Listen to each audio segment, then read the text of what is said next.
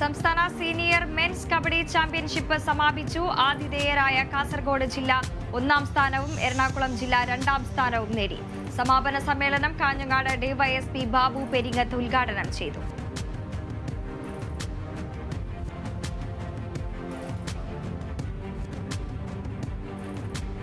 പത്തനംതിട്ട അടൂരിൽ പ്രായപൂർത്തിയാകാത്ത പെൺകുട്ടിയെ പീഡിപ്പിച്ച പ്രതിക്ക് കഠിന തടവും പിഴയും ശിക്ഷ. കോട്ടക്കൽ സ്വദേശി സജിയെയാണ് അടൂർ ഫാസ്റ്റ് ട്രാക്ക് കോടതി ശിക്ഷിച്ചത്. 2023 കേസിനാസ്പദമായ സംഭവം.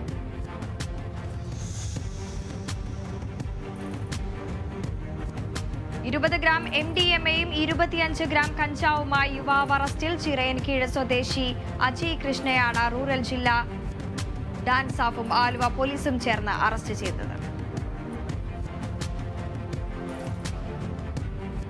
തൃശൂർ പരവല്ലൂർ കോട്ടുകുറുമ്പ ഭഗവതി ക്ഷേത്രത്തിൽ പ്രതിഷ്ഠാ ദിനം ആഘോഷിച്ചു.